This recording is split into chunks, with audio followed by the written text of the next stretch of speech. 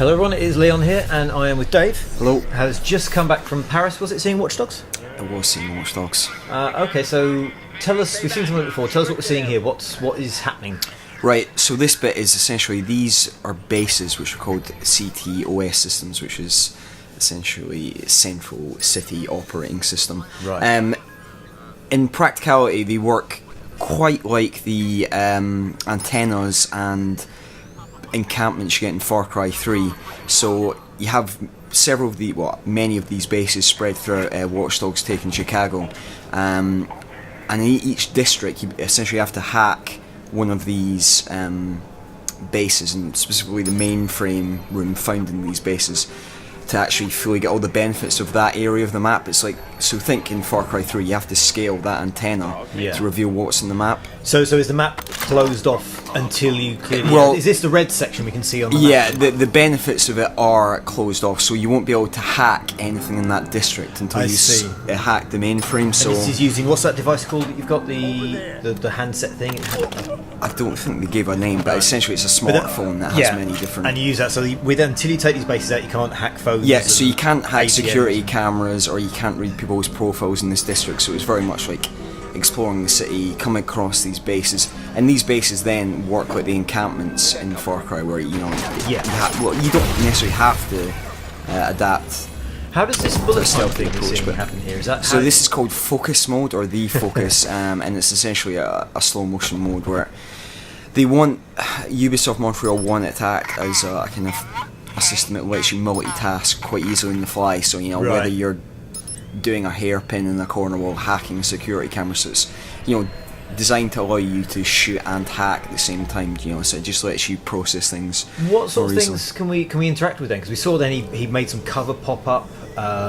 He made something explode. I think he might have shot that. So essentially, you can almost interact with any electronic device in the city, be that Wi-Fi hotspots or security cameras or people's smartphones. Can you leap then? He seemed to be like he leapt to a camera he could see. So if you can see it, you can hack it. Yeah, essentially, as soon as you've hacked into the mainframe of a CTOS base, you essentially can have access to any electronic device in that district when you come across it.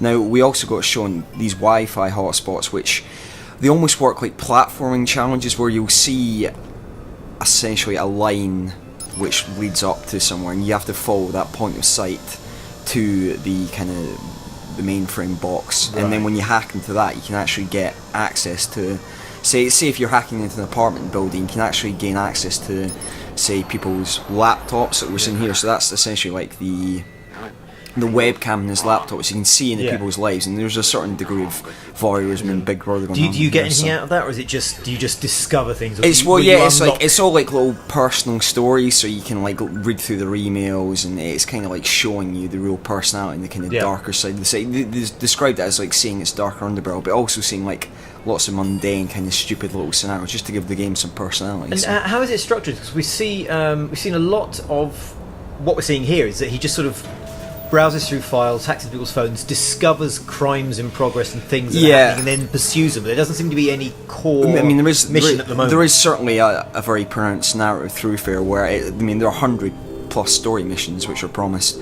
but the key thing that Jonathan Marin, who's the creative director in the game, was emphasising is a word he kept coming back to: systemic. Which essentially, and I hate this word, it's all about emergent gameplay. But this is a lot of what they're showing off, isn't it? You see, the previous demo, you saw the woman being attacked by the husband, and you just sort of find things as you explore. I think this is a big part of what the Disruption engine, which is the engine they built for Watch Dogs over the last 4 years, is really being tailored to, especially in next gen. It's all about creating a world where you feel like you're constantly reacting to organic events that will never play out the same way.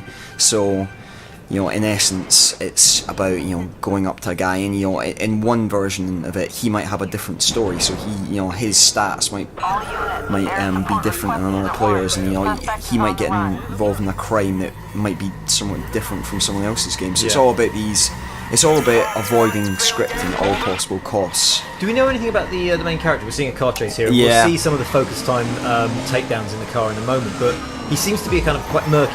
We see him saving people 1 minute and then robbing a gun store the next. What is his kind of... So yeah, it's Aiden Pearce. Ubisoft described him as like a vigilante who's a bit of a paranoid obsessive. He starts with starts off surveilling his family because he wants to protect them from an event that's happened in his past, and then that kind of paranoia stretches out from watching his family to watching his block to watching his district to watching his neighbourhood to watching the whole city. Right, so it's all kind of, it's a level of like paranoia which is all based on like hacking and the surveillance system that's tied into his family. So.